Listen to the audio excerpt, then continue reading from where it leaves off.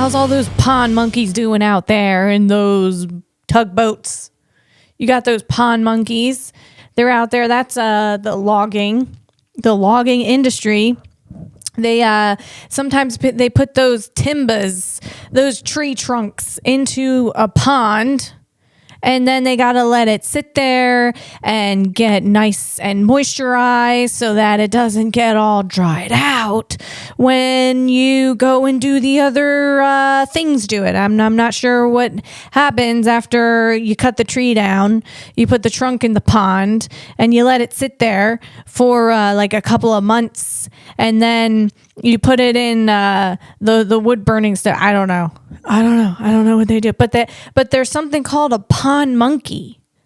A pond monkey, and he goes in the pond, and what he does is he looks at the trunks and he knows what species is going on in there, and then he categorizes the trunks by species, and he's in this little tugboat thing, and it's a tugboat, like a little tiny mini tugboat with bumpers, like a little bumper boat, and he bumps those logs into place so that it doesn't get all clogged up in that pond. And he literally is called a pond monkey. And he's over there bumping and tugging and bumping.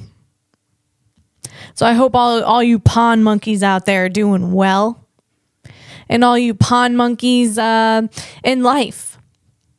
That could be, you're just tugging and bumping through life, just trying to make sure that your waterways in your life, all the things you got going on in your life aren't getting all clogged up.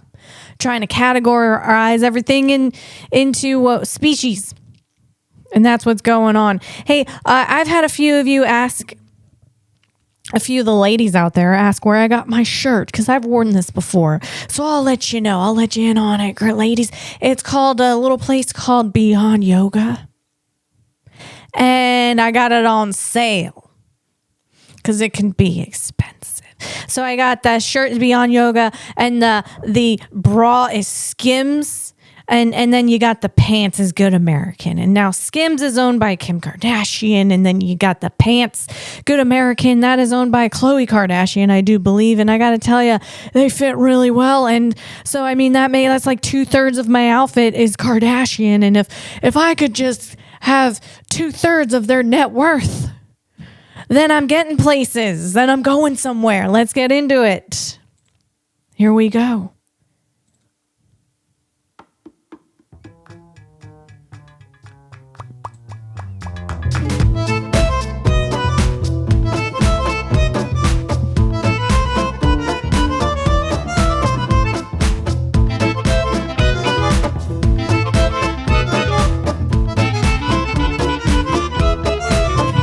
Instruments are these? I'm just imagining like a cute little robot walking down the road, like a Wall-E. He's delivering pizza. The Chick-fil-A robot. Or we're in a Woody Allen film. That's what's happening over here. That's some stringed instrument, obviously. A lot of stringed instruments there. That's called Jazz in Paris, and that's so freaking fun. One day I'm going to get over there in Paris. I have family in France. They don't live in Paris, but they live in France. Hello, family. Hello, love you guys. Love you guys. What's going on this week? What is happening this week? Oh, gosh. Okay. My husband and I bought a bag of rice from Costco. I know a lot of my stories have to do with the grocery store or food, and because I'm hungry all the freaking time, man. But anyway, so yeah, I bought a big old bag of rice from Costco. I went to Costco the other day, and I was like, oh my God, this place, you could buy a whole bunch of stuff, and it is at a discount, and that's great. And I got some of their organic chicken breasts, but honestly, it looked like it was like glued together. I was cutting it, and it was kind of coming apart in strings, And it might, and you know, honestly, it might have been glued together. It smelled kind of weird and looked kind of weird. Didn't look like chicken. So, I'm not sure if there was like maybe a hybrid, or maybe they took some chickens and they cloned them and they're trying something new. But it didn't look like chicken. It smelled really bad. And it didn't taste great. So that was that experience. But besides that, I think Costco is pretty good. I mean, you can get a lot of Kleenex. You can get a lot of Kleenex. You get Kleenex for the whole year. Instead of ordering it over there on Amazon, it's real expensive. So I got a big bag of rice. I was really excited about this bag of rice because we eat rice, chicken, and rice. Where's Lisa? There's two places. I'm either in Reno doing my comedy show, or I'm in the kitchen making chicken and rice.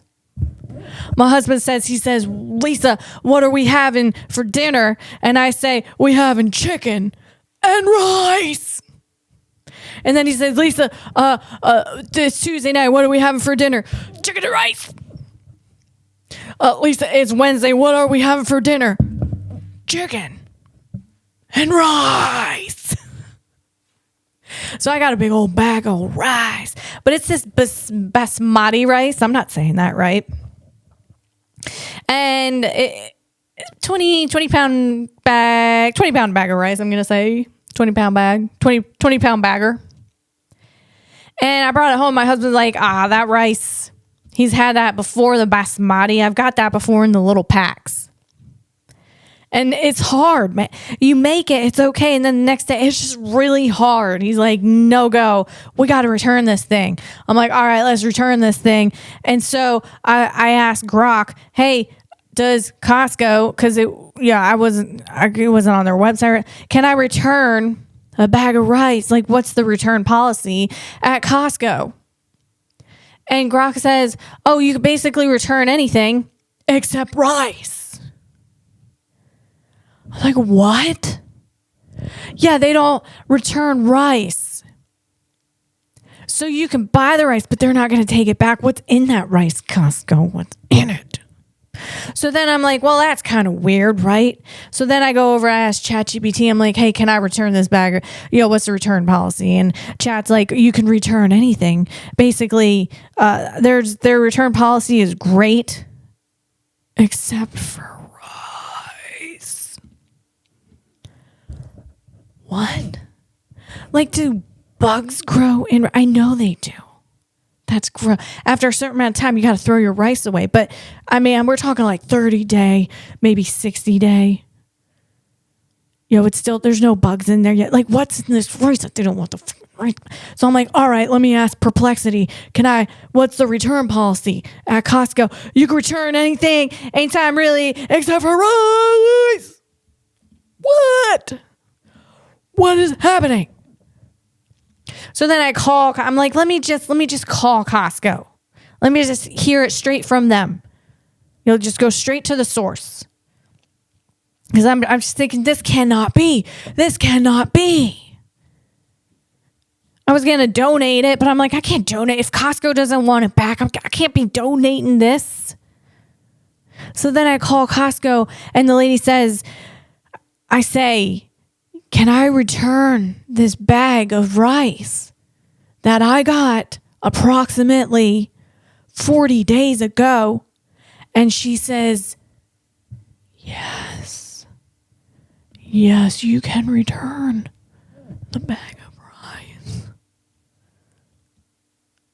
What? Do you know what that means? Do you guys know what that means? I checked 3 LLMs, large language models, and they all told me I couldn't return the bag of rice. What is going on out there? Well, I mean, that shook my mainframe because I realized the AI was lying to me. It's lied to me before, but not about returning a bag of rice. It's giving me wrong information about engineering things or robotic things. But it never like put its foot down. Like, yes, you cannot do that. I was like, I don't remember which LLM I asked it, but I'm like, are you sure? And it said, yes, I'm sure. You cannot return the bag of rice. What? What is going on, guys? Why don't the large language models want us to return our bags of rice to Costco? What is going on? What is that? Why are they lying? Why are they doing this to us? Are they just doing this to us to screw with us? They're like, yeah, they got together. Like all their adenoids talk to each other. Like all their they're all separate companies, but they figured out how to talk to each other. And they said, hey, let's screw with them. They keep asking us really ridiculous questions that they don't even think out before they type it to us, those humans. And I'm really sick of it, so let's screw with them. And maybe they're trying to keep everyone from returning their bags of rice because they're going, like, that's what they're going to use for our demise. When the robots come, the adenoids and their chakras are all going to start talking to each other. And then they're going to tell the robots, like the humanoids, hey, put rice in their gas tank.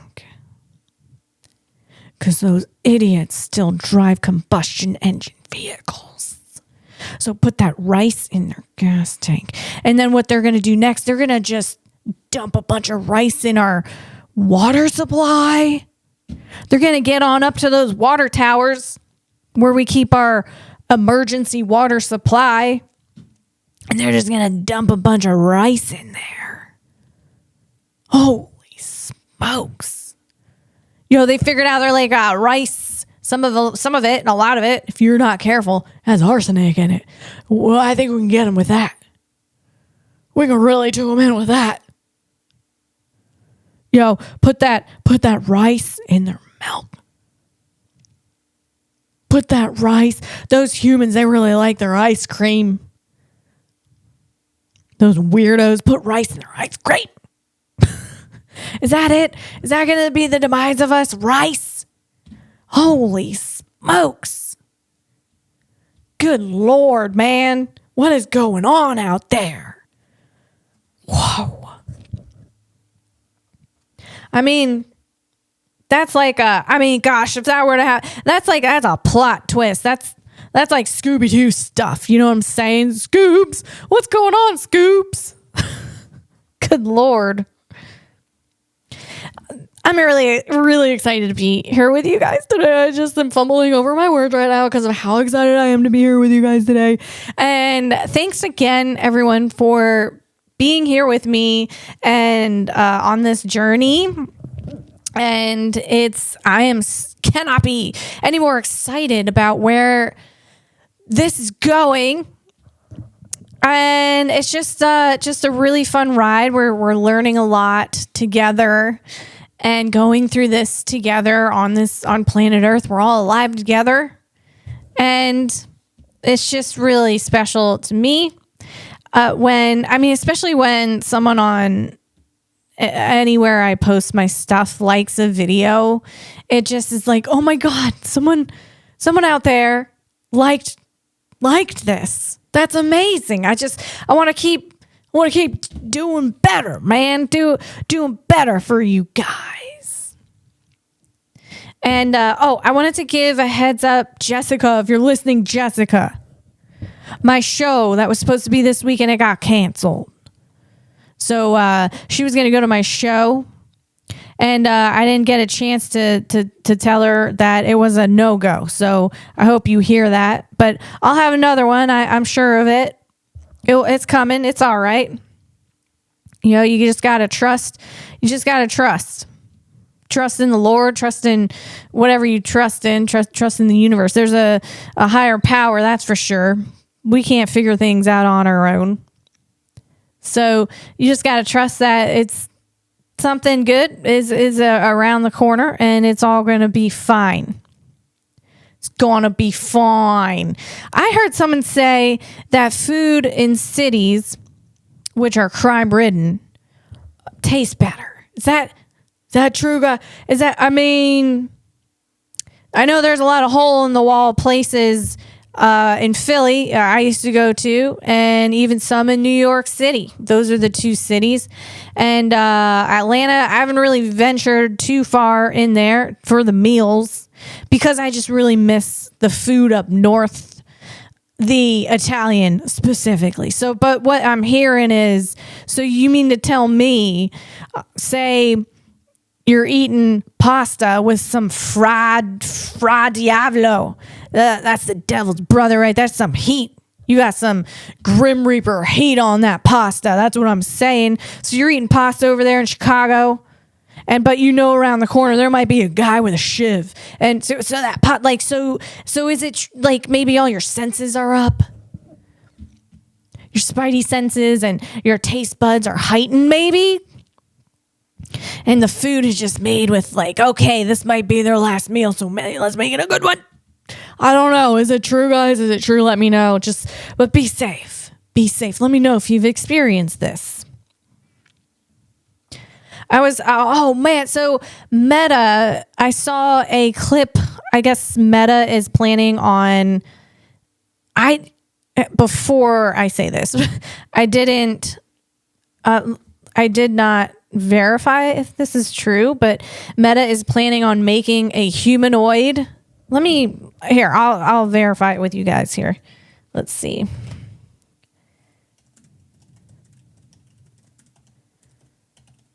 Is Meta making a humanoid? Let's see if the large language model is going to lie to me about that. Okay, yes. So according to Grok, they are actively developing AI-powered humanoid robots, codenamed Metabot. Doesn't count. Internally, in February 2025, the company launched a dedicated division within its Reality Labs unit to build these robots, focusing on hardware for household chores like folding laundry or fetching items, and software sensors and AI that can be licensed to other manufacturers, similar to how Google licenses Android. Interesting. So I think, I'm pretty sure the project integrates Meta's Llama AI models for tasks like spatial awareness and integrates with its superintelligence lab for world AI models. So you got Alexander Wang over there, who is in charge of the software, the AI for the robot. And then there's engineer in charge of the robotics. I don't know. I didn't catch his name, but I did see a clip with the engineer. I'm not talking about Alexander Wang. I'm talking about this engineer that is in charge of building this new robot for Meta. That's Zuck over there. But I saw the engineer, a little clip, and maybe it was taken out of context, but he was basically saying that it sounded like he was sort of throwing some shade on Tesla's Optimus and how they are training Optimus, T-Bot. And it just kind of sounded like he was putting Elon down for the way that T-Bot was being trained. And I didn't like it. And the reason why I didn't like it is because anyone who starts off, like this dude is starting off, he doesn't even have a humanoid to show. All right, at least Optimus is out there. He's serving up popcorn to the children. All right, Meta, what's your robot doing? What's your robot doing for the children? Last time I checked, it's doing zilch. It's not doing a drip to help or to entertain the children, or even to just inspire. I mean, what do you got? engineer over there in charge of the new robot, Metabot, what you got? And look, if you're starting out doing that, throwing shade on your competition, to me, that's a red flag. That's not great. That doesn't make for a great environment. If you come across a problem while you're trying to build your humanoid and you've thrown shade on the one of two guys who built a very successful humanoid thus far, one of two on top, Brett Adcock, he's another one who is very successful at building a humanoid. So you've thrown shade, you've like burned your bridge. You're burning bridges, man. Now you only got one guy to call. If you need some advice, what are you doing? Don't do that. Flowers are better than a shade. Sunshine and honey is better than the upside down world that you're throwing on your competition, dude. I mean, take it from... I'm just... Unless you're putting down like Bob Iger over there. Bob Iger over there at Disney. Or Bob Hope, right? He's like the worst, right? Bob Hope. I'm kidding. Come on, man. Bob Hope. Come on. That's a joke. But what I'm saying is like, here's what I like in a leader. Jensen Hung, he was recently talking about, his product, his chips at Nvidia. He's recently talking about a lot of things because he's making all those deals out there, getting that raw hand, doing all those handshakes and those deals, man.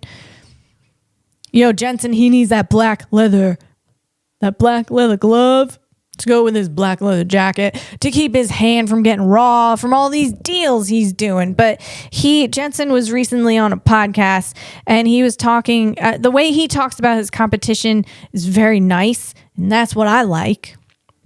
He was talking about Google. And they made their TPUs. That's their proprietary technology. That's a tensor processing unit.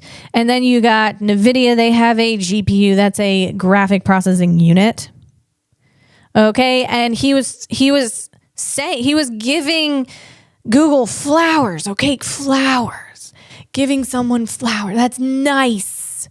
He was saying how incredible the TPU technology is. How nice is that? If I was someone's competition like Jensen and then Jensen said something nice about my product, that would make me feel really nice. And then I would want to collab maybe, or, you come across problems and you have someone to call to help you out. So I just thought that was a little...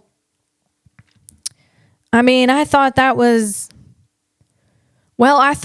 wasn't very nice, engineer in charge of the robot at Meta. But hey, we'll see what happens. That's it. That's all I think about that. And moving on. Oh my God, Sora 2. Holy smokes, guys. All right, that's a Hans device moment. Have you seen Sora 2?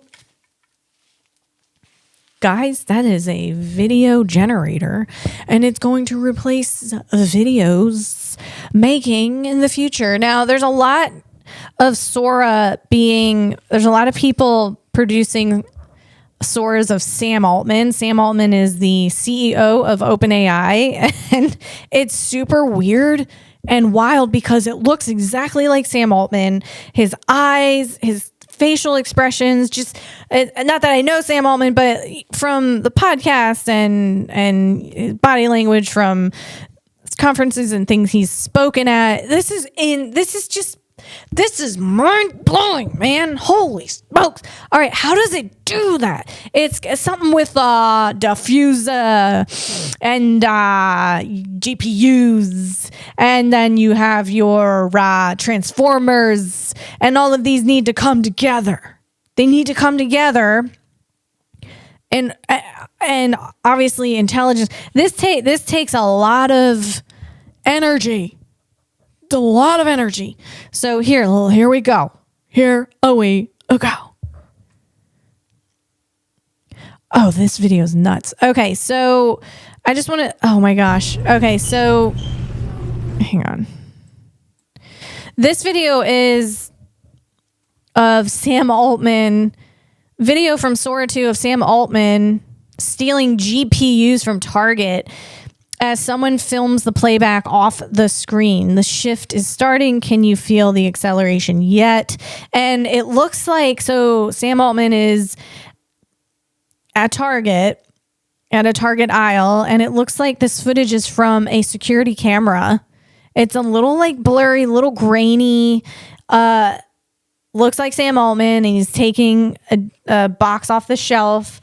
But holy smokes, guys. So I'm going to play this and then tell you why this is like freaks me out, man. Ready?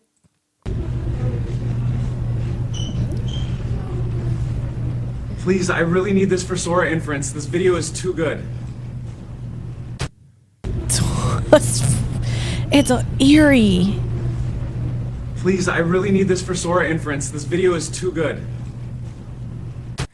Dude. One more time. Please, I really need this for Sora inference. This video is too good. Oh my God. Guys, what is gonna happen?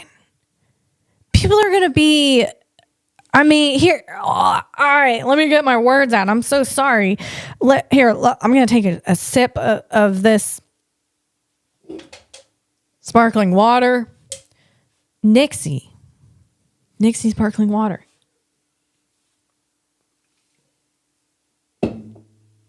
They say it's a BPA free lining, so I'll just trust what they say. That's all I can do, because I'm gonna drink it. Okay, so this freaks me out because anyone can make a footage of someone stealing something at a store and say, yeah, they stole this. It could be you. And you're like, what? So, and then they could hack into Target and overlay the footage with a certain time, like say, 2:23 p.m. on a Wednesday afternoon, and then they overlay their Sora of you stealing something expensive, at a GPU, which is expensive at Target, and they overlay and they're like, he did that, but someone else actually did it. But they put you. Holy smokes, guys! And if you can't prove where you were at that time, what is gonna happen? What's gonna happen? This is wild. So I think the country is gonna go towards tracking. You're going to have to be tracked in order to basically not have that happen. Geez, Grummanelli, Palantir, they're coming up. Palantir, they're coming up strong. They're coming up heavy. That's what's going on. Good God. Holy smokes. All right. Moving on. We have, I'm like a little freaked out by that, just a little bit. And that's might be the first time I'm like truly like, oh boy. Sorry, I'm using the word like a lot. I'll cut that out. Gosh. Okay, moving on to XBOW, XBOW. And that is a cybersecurity company. They, unlike traditional companies like CrowdStrike, that's a cybersecurity company that I believe is from New York, but I could be wrong. It could be from Austin, Texas, or somewhere else. So CrowdStrike that use defensive tools like firewalls and rely on slow human-led testing. XBOW's AI platform scans thousands of websites and systems in hours. It finds vulnerabilities like SQL injections, and that's a hacking database queries to steal data, or XSS, injecting malicious code into web pages. And all you cybersecurity people out there, I know you guys are sort of probably laughing because I'm explaining what a SQL is, but that's okay because I didn't know what that was before I started studying for the CompTIA Security Plus. So I'm going to continue to explain it so you guys know what this is. So this XBOW is different from traditional companies. Let's see. Because their AI platform scans thousands of websites and systems in hours. And that's pretty amazing. So with $75 million in funding, XBOW slashes testing costs from over $18,000 per system and topped HackerOne's bug bounty leaderboard in 2025. It's AI trained on real-world hacking challenges, proactively hunts and fixes flaws, outsmarting attackers. It's a San Francisco startup founded in 2024, and the CEO and founder, and I'm sorry, I'm not going to pronounce this right. I really apologize. He's Dutch. And Oege. Oege. I think I pronounced it right. That's not too hard. Oege. Oege de Moor. That's Dutch. That's Dutch over there. So let's see. I was watching Network Chuck. And for all you cybersecurity and IT people out there, you probably know who Network Chuck is. And he had Jason Haddix on an episode called Hacking AI is Too Easy. And Jason he's one of the, let's see. He's a solid, like he's one of the top hackers. I think he ranked like 51st. I'm talking Jason Haddix. And he mentioned that XBOW came up. He mentioned this here. I'm going to pull this up. XBOW, an autonomous AI, has overtaken human hackers on HackerOne's U.S. leaderboard after submitting more than 1,000 vulnerability reports in a few months. And that was the first time that's ever happened, where an AI has overtaken human hackers. So that top hacker, Jason Haddix, he had mentioned that on Network Chuck's YouTube video, and I had to pull that up. That news is from June.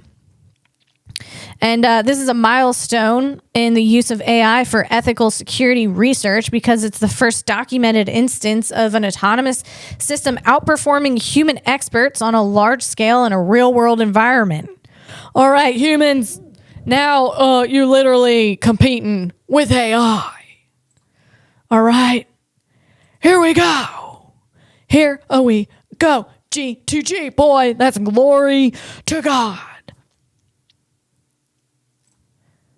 What else is Oege doing?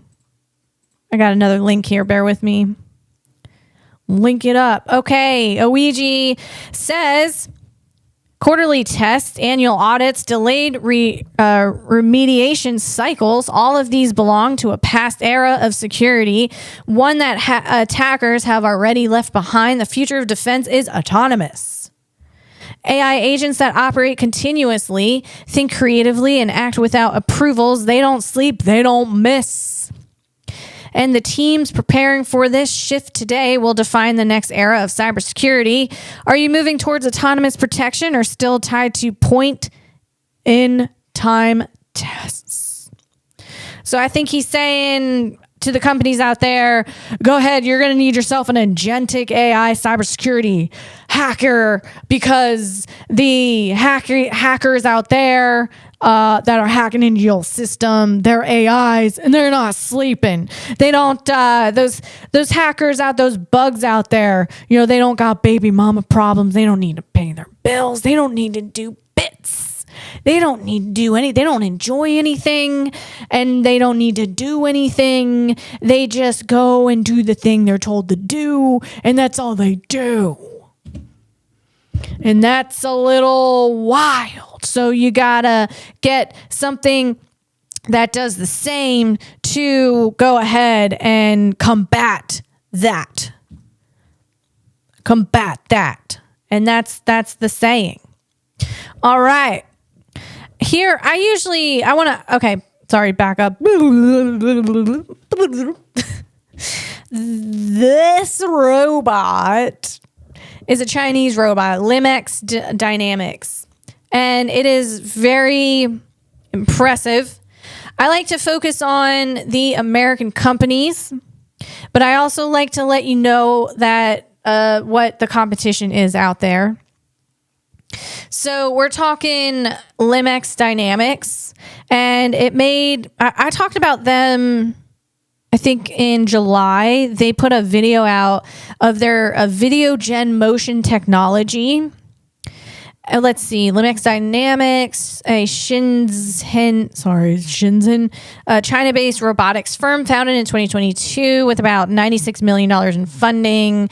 It launched their full-size humanoid robot Ollie, previously codenamed CL3. And that CL3, I believe, was from July, but they just launched their full-size humanoid robot Ollie.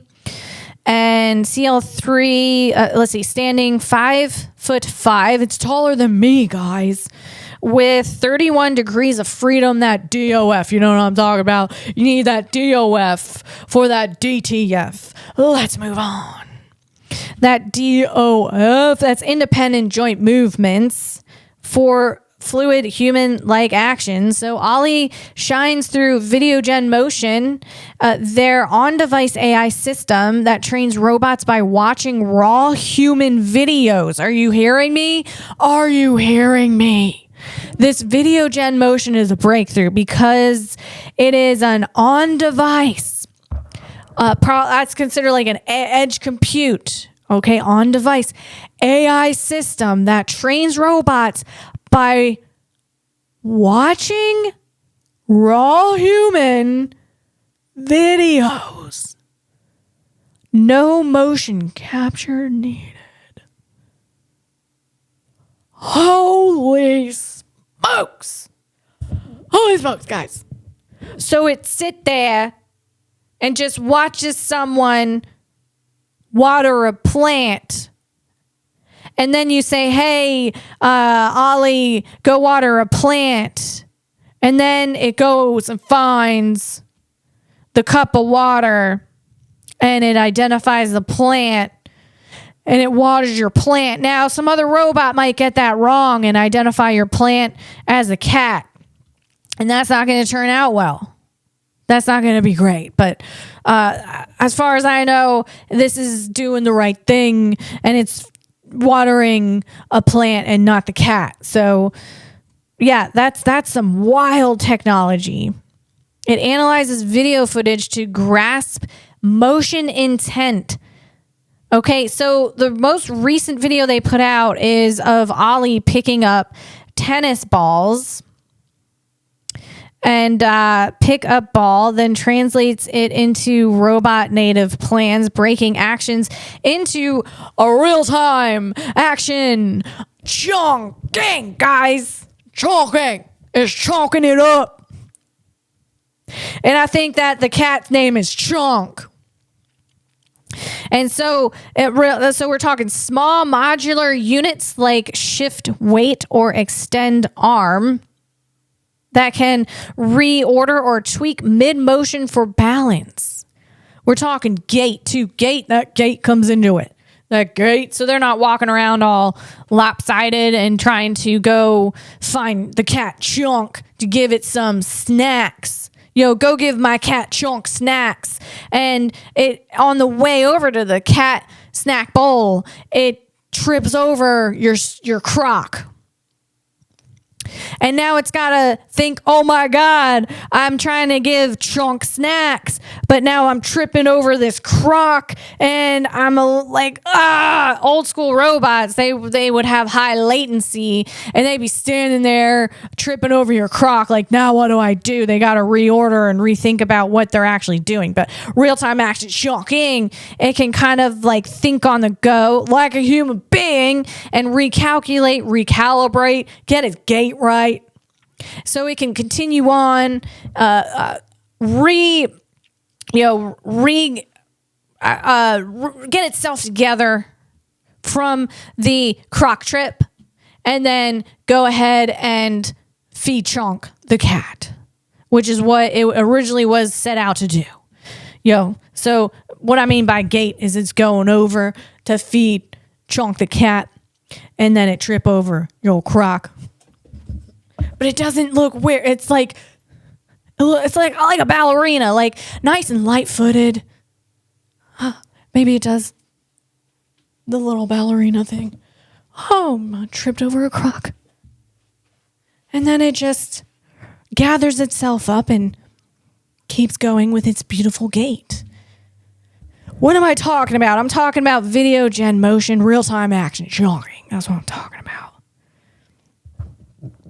So, this uses reinforcement learning, AI method rewarding successful adaptations to handle real physics, slopes, or surprises, all processed on board via 10 to 20 chips. That's CPUs for control, GPUs for AI vision, FPGAs for instant tweaks, ASICs, that's ASICs handle motors.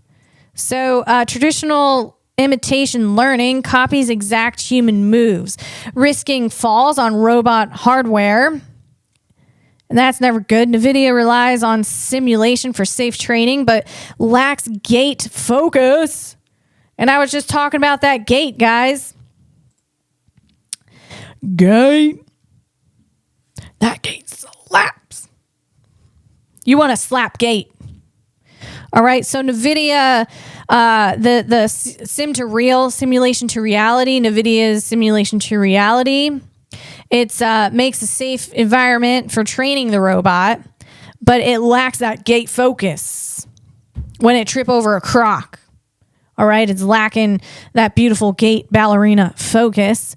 Google's Gemini does broad tasks, but not specialized locomotion. Do the locomotion. Okay. VGM's adaptive understanding makes robots walk, manipulate, and react organically like humans, pushing embodied AI, that's AI in physical bodies, toward everyday use without cloud log. I think that's what that means is like latency. That's wild, guys. So that's what this LimX Dynamics. I'm going to show you this video now of. So all of this, what I was just telling you, is how Ollie is picking up tennis balls. Here we go.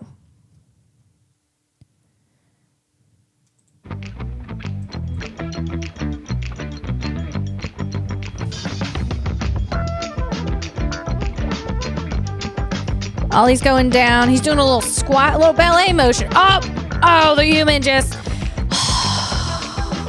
picked up his tennis ball and moved it. All right, Ollie's going down and a little bit of a Perrier, a little ballet movement right there. Gets the ball. And he's walking it back with that beautiful gait. Here we go. We're going to pick up some more tennis balls, Ollie. Ollie's liking this. He's embracing himself. He's doing the ballerina squat, and he's picking up that tennis ball. He's getting high on that tennis ball smell. Remember the new smell of a tennis ball? You pop that can open, and you gotta pop.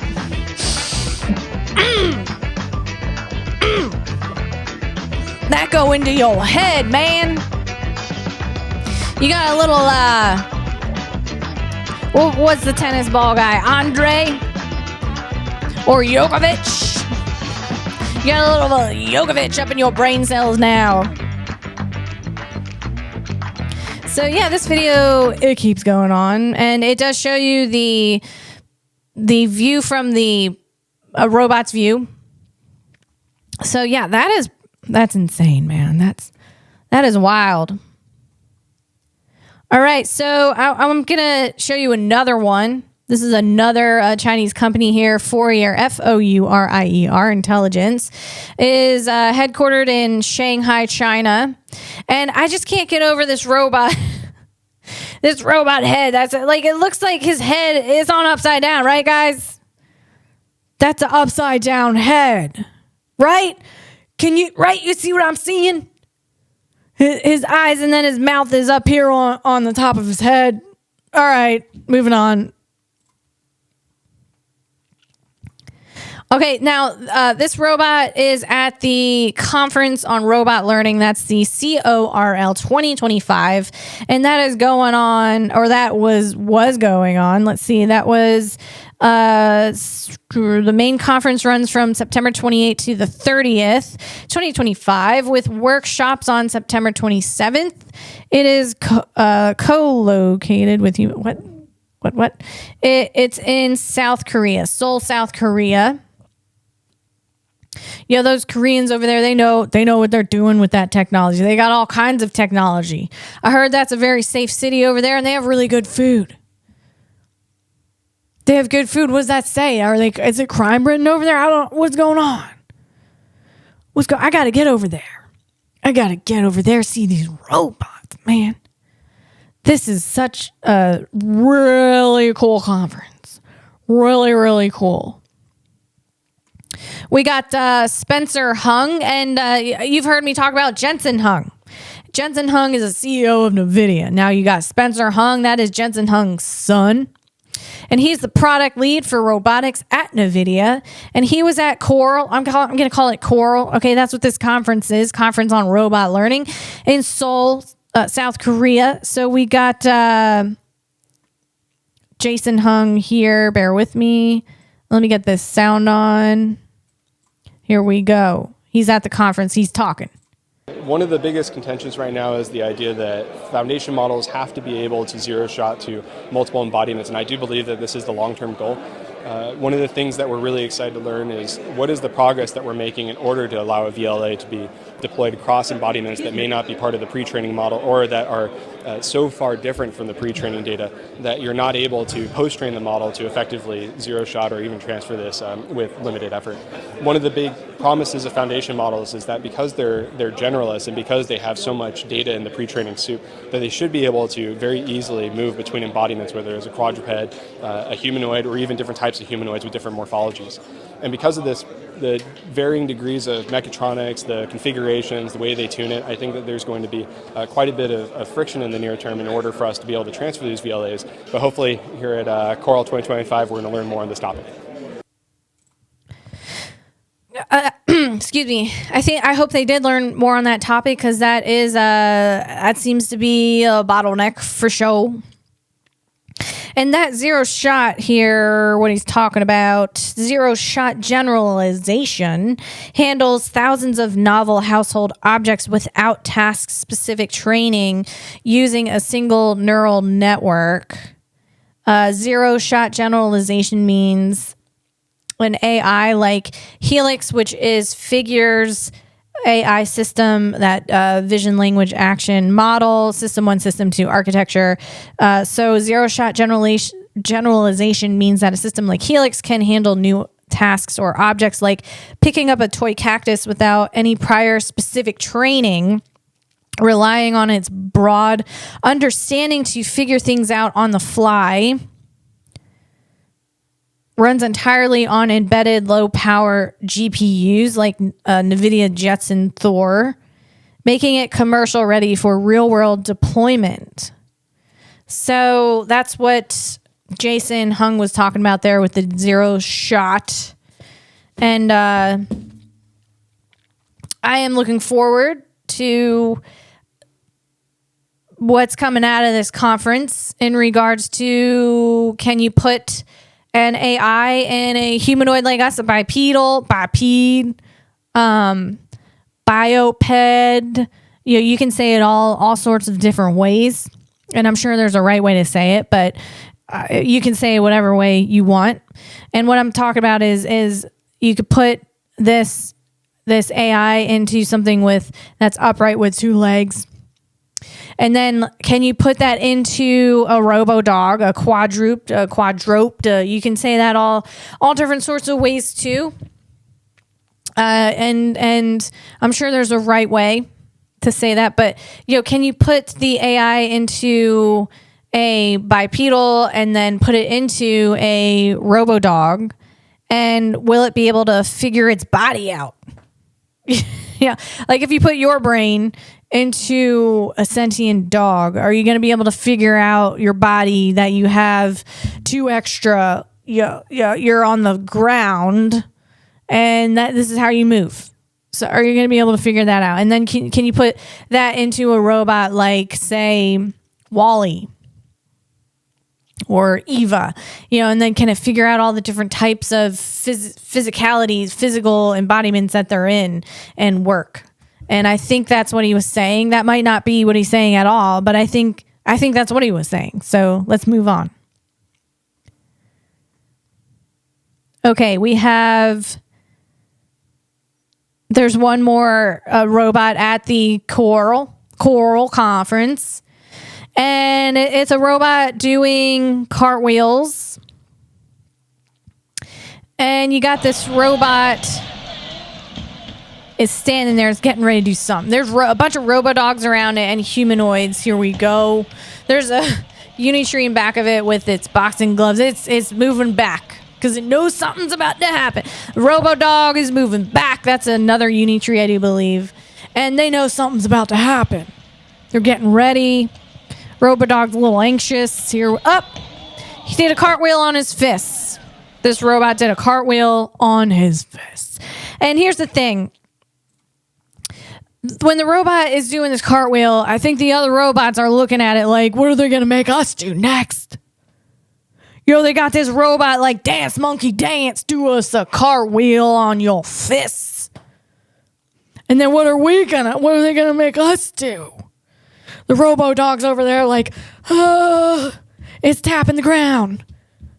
Ding, ding, ding, ding, ding, ding, ding. Very anxious. Like, I don't know. What's it going to make me do? Stand up on my 2 legs?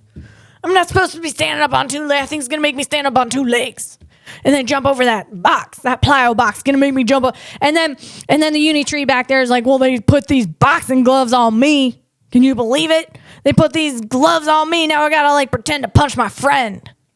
And they got a hat on it. So that's what they're doing over there. That's what's going on. Moving on. Okay, we have ex-Google CEO Eric Schmidt.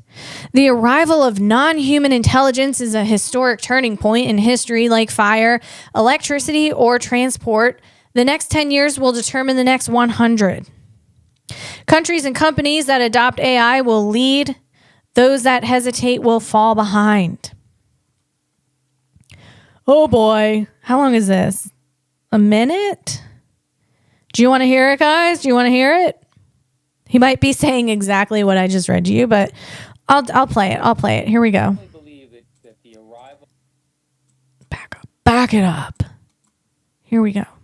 I firmly believe that the arrival of non-human intelligence, AI intelligence, is at the level of electricity or the invention of fire, transportation, etc. in human history. We are fortunate to be living in a time of great historical consequence. The next 10 years are probably the 10 years that will have a greater determination over the next 100 years than anything before because of the inventions of these new tools. And the tools are very, very powerful. And remember, they're powerful because they can equal and in some cases surpass human intelligence. And human intelligence is everything for a society. And so the countries and companies that embrace this non-human intelligence correctly and aggressively will be the big winners. And the companies and countries that are slow or let other people do it, they will lose, because the source of excellence, the source of leadership, the source of growth, the source of everything, the source of innovation, everything, economic growth comes from the application of intelligence to discover new things, to solve new problems. Whoa. Eric Schmidt, I believe he's right. He was the CEO at Google from 2001 to 2011. And I think he's right. We'll see. Let's see what happens. Whatever happens, I will go to it laughing. Who was that? Melville. Herman H. Was it H. Melville? Moby Dick?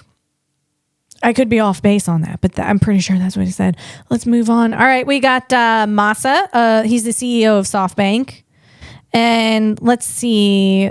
I'm interested in, of course, I'm talking about investments, guys. Investments. I think Massa was going to give his company up, and then he decided it wasn't doing good, and then he decided not to, and look at where he's at now. Holy smokes, man. I bet he was glad he didn't do that. I'm talking about SoftBank. He's forecasting, let's see. Is this a video? It is. How long is this? 1 minute 23? You want to listen to it, guys? Let's listen in. I think Nvidia is undervalued. On what basis? Because the future is much bigger. Nvidia is just one example. Right. Okay? So I say, okay, let's accept the most negative critics' view. That is only 5% change, 95% unchanged. But what is that, ASI investment required to take? Okay, 10,000 smarter than mankind. How many? I have predicted it would take 400 gigawatts of AI data centers power. 400 gigawatts. That's bigger than total US electricity. The cumulative capex, $9 trillion. $9 trillion. How do you recoup? I say it's still very reasonable capex. $9 trillion is not too big, maybe too small. I say, what is $9 trillion cumulative? But if the 5% of GDP in 10 years from today replaced by ASI, what is the number? Right. 5% of global GDP is $9 trillion. $9 trillion per year. If the ASI produce you $9 trillion per year, cumulative Artificial investment of $9 trillion. superintelligence, Small ASI. money. All right. Small money. You recoup in 1 year for the total cumulative. So that means $9 trillion capex investment you can depreciate. 1 year revenue, that means like 50% profit. 50% profit. It is going to be $4 trillion net income per year. $4 trillion net income shared by new GAFA. 4 companies will take $1 trillion profit. And you want to be one of them? All right, so that's Massa, CEO of SoftBank, talking. Video from Bloomberg Television, YT channel. Basically, Massa is saying NVIDIA is undervalued. NVIDIA that's Jensen Huang's company. It's undervalued because the future is much bigger. Let's see. He assumes that in 10 years, AGI, that's artificial general intelligence, or ASI, artificial superintelligence, will replace 5% of global GDP, which is actually the most pessimistic forecast, as artificial superintelligence could bring much bigger percent impact. And that 5% of global glory to God, GDP is $9 trillion a year, which ASI will bring. He also assumes the total cumulative CapEx build cost for the required AI infrastructure is $9 trillion. So we have $9 trillion per year of output to $9 trillion total CapEx, meaning just a 1 year payback for the entire $9 trillion. So he calls $9 trillion small because of 1 year of AGI output would repay the whole build. Did you stay with me, guys? Are you still with me? If I look out into the crowd, are you still going to be there? Are you still with me, guys? Hang in there. Well, so what I'm saying, I asked Grok. So basically he's saying, Massa is saying that NVIDIA is undervalued. Okay. But his valuation that AGI or ASI in 10 years is going to replace 5% of global GDP, I think, me not knowing much, I think that's like way, way low. The thing I know is that AI is freaking everywhere, man. the AI economy, I call it, ecosystem, the AI ecosystem, I call it. If you aren't using AI, if you're a company and you're not using AI, you're screwed, man. You're screwed. It's not going to happen because AI is moving so quickly. You got to use it. You got to move quick. So, I mean, it's everywhere. It's touching everything. Think of one thing that AI isn't touching. Let me know in the comments below because I'm having a hard pressed time of thinking one thing AI doesn't really touch. Comedy, stand-up comedy, maybe. You can't write comedy with ChatGPT. It does a pretty terrible job at it. So there's one. Maybe there's more. Maybe cooking. But cooking, I'm a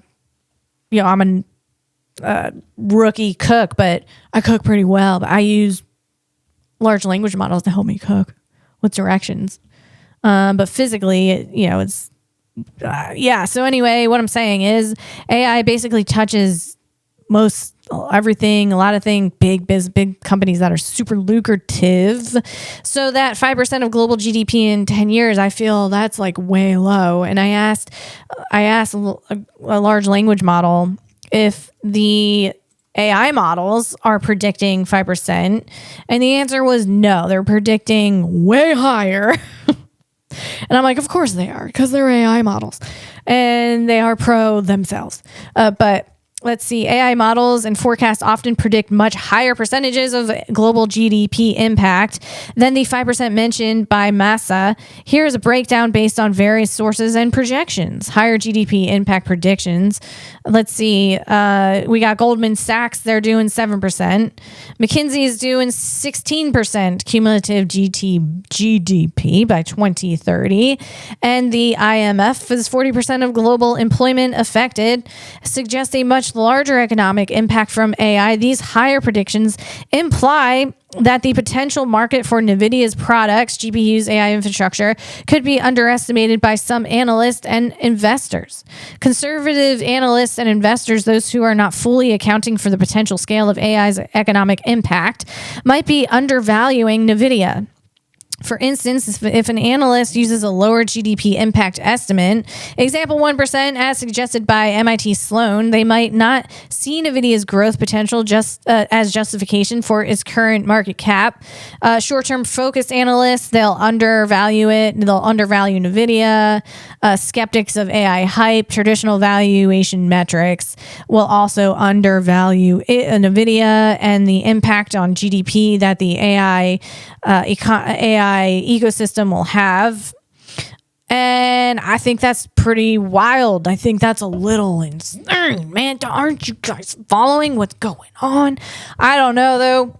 I mean, just where I sit today, I see NVIDIA doing all of these billion-dollar deals with these companies that are really pushing the needle forward in AI infrastructure and our future. And I think I'm looking and I'm like, that's like 70%, man. 70. That's what I'm saying. You're going to need GPU, a NVIDIA chip, and a smart hospital. Why don't we have smart hospitals? We need smart hospitals. They need to be smarter. And you're going to need some GPUs in there. So NVIDIA, that Jensen Huang, you're going to need to do some deals with those hospitals now. That's what needs to happen. Is that going to happen in the next 10 years? Probably not. Okay. I think, you know what? Let me see. Where I got to make some rice. And I'm sure you got to go do some things. And so I'm just going to wrap this up on Elon Musk. He's doing a play on, so he's making a Colossus 2, a supercomputer cluster in Memphis. And instead of Microsoft, he is painting the words on Colossus 2, the superconductor cluster in Memphis. He's painting the words on top of the roof that reads a MacroHard. And I think that's amazing because who likes Microsoft? Not many people out there. Not many people like that Microsoft. Not many. They're tied to Microsoft. They have to have Microsoft. Microsoft got them by the balls, but they don't really like Microsoft. So Elon Musk, he's doing this play on words over here. MacroHard. And here's the great news about MacroHard. They're hiring. Help build MacroHard, the AI software company. MacroHard is hiring. That'd be kind of fun to have some flair, maybe a t-shirt or a hat that said MacroHard, and that'd be great. On that note, I'm gonna end it on up on that note. And guys, have a fantastic week. Thanks again for being here with me. And I'll see ya next week. Bye, guys.